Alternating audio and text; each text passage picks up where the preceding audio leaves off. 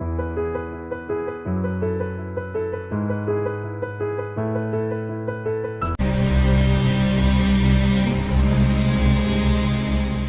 want to understand, why did they fight rockets against us? What for? There was not any siege against Gaza. Biliyorum ki sesinin bu kadar çok yüksek çıkması. The reason why your voice is so loud is because you must be feeling guilty. When it comes to killing, you Israelis know a lot. We know that he is the most popular Muslim leader in the world right now. Why? Because he got up and walked out of a meeting with a baby killer, Shimon Peres. He got a hero's welcome when he went back to Turkey. Why they gave him a hero's welcome? Because he walked out of a meeting with a Jew who is a baby killer. And the Muslims like leaders like Erdogan. His position was very strong and brought honor to Turkey. Since the war on Gaza began, Erdogan has openly and strongly blasted Israel. Allah will sooner or later punish those who transgress the rights of innocents, he said. The elections center around one party and one man. Here in Istanbul, it's hard to escape posters of Turkish Prime Minister Erdogan, the head of the ruling Islamist party called the AKP. Polls point to a sizable victory by the AKP, and that would mean the third straight election win for a party that's worked hard to make one of the most secular Muslim nations in the earth more and more Islamic.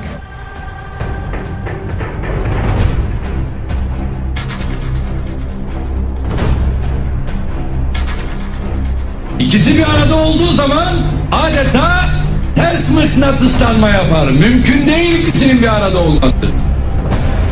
Durum böyle olunca ben Müslümanım diyenin tekrar yanına gelip bir de aynı zamanda da laikim demesi mümkün değil. Niye? Çünkü Müslümanın yaratıcısı olan Allah kesin hakimiyet sahibidir. Egemenlik kayıtsız şartsız milletindir. Bak, yalan. Koskoca bir yalan.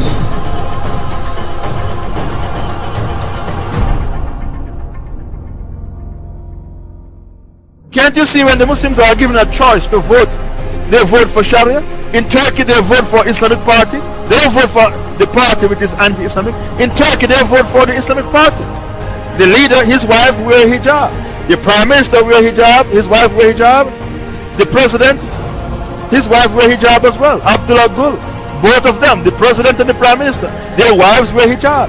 They vote for that party. Take your Sharia to people who want it. Recently, Turkey elected a few years ago a political party which had Islamic leanings.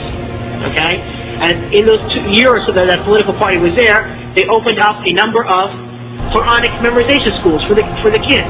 So here you see how politics and education have a direct impact.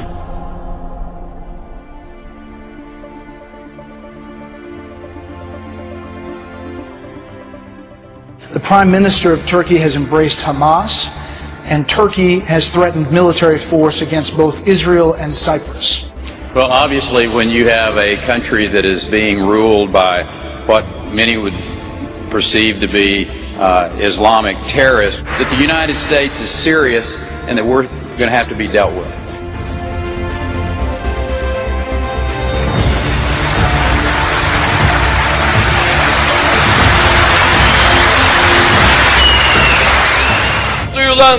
Now it's the time to have the Palestinian flag in Gaza. ومن هنا أصف كل قيادات العالم الإسلامي. Tüm halklara sesleniyorum. أخاطب كل الشعوب.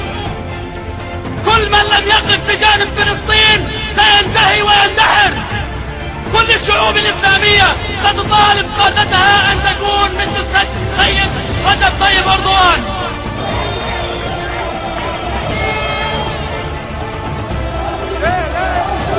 Erdogan, the Turkish anti-Semite and the Jew hater and the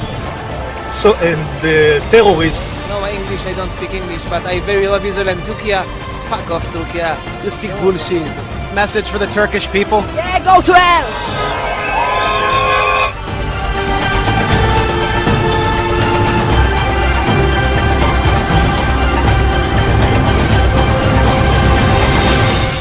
Turkey is the strongest military military power, military might in the region. It's the second largest army in NATO.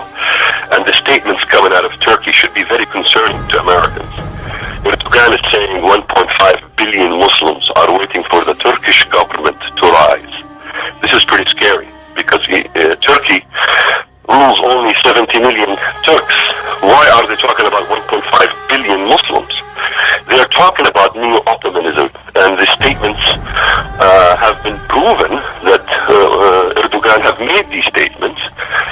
The young generation in Turkey, because we're not realizing, there's a whole youth movement in Turkey calling for the glory days in which the Turkish government ruled via the caliphate. Some accuse the AKP of using democracy to gain power and then limit freedoms. And some even feel he hopes to re-establish an Islamic caliphate with Turkey as its head. Zira bu enkazın altından yeni bir uygarlık çıkacaktır. Yeni bir medeniyet çıkacaktır. Ve bu medeniyet inanıyorum ki 21. asırda İslam medeniyetinin öne geçtiği asır olacaktır.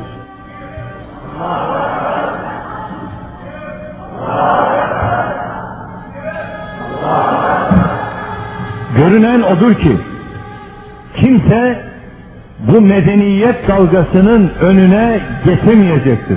Ve Müslümanlar bıraktığı yerden tekrar bu emaneti teslim alacaklardır. Bize göre demokrasi hiçbir zaman amaç olamaz.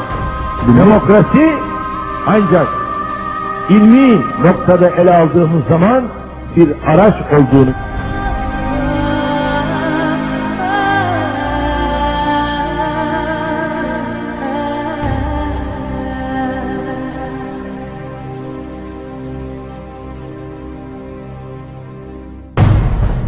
والله أنا أؤيدك في ذلك وأسأل الله تعالى أن لا يحرمه الأجر رجل طيب أردوغان. وأيضا أنا إن كان يراني يعني أحد من حكامنا حكام الدول العربية والإسلامية يعني أقول مثل هذا الرجل لا بد أن يشكر من قبلكم أيضا من حكامنا. تبعث إليه برقيات التعازي في من استشهدوا من قومه، تبعث إليه برقيات الشكر على شجاعته، يتصل به بالهاتف، يرسل إليه مثلا ما يشجعه بحيث أن الرجل يشعر أنه لله الحمد أنا أقوم بشيء غيري يشجعني عليه وربما لم يستطع غيري أن يقوم به لكنه يؤيدني عليه ويشجعني عليه. وأنا من هنا أحيي رجب طيب أردوغان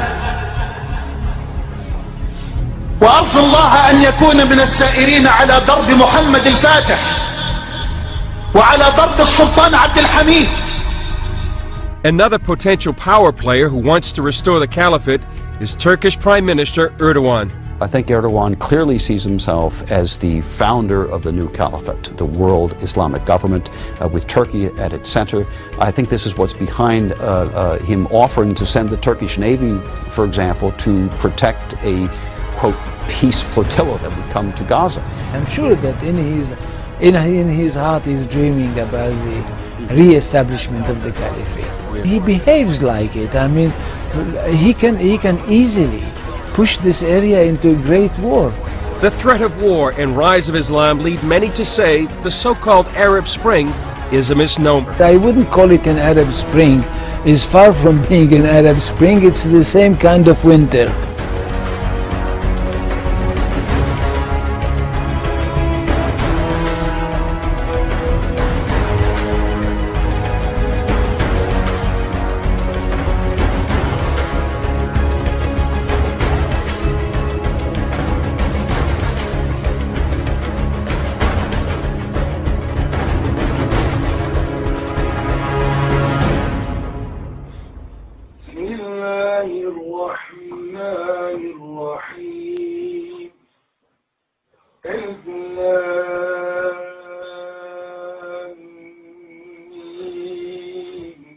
ذلك الكتاب لا ريب فيه هدى للمتقين الذين يؤمنون بالغيب ويقيمون الصلاة ومما رزقناهم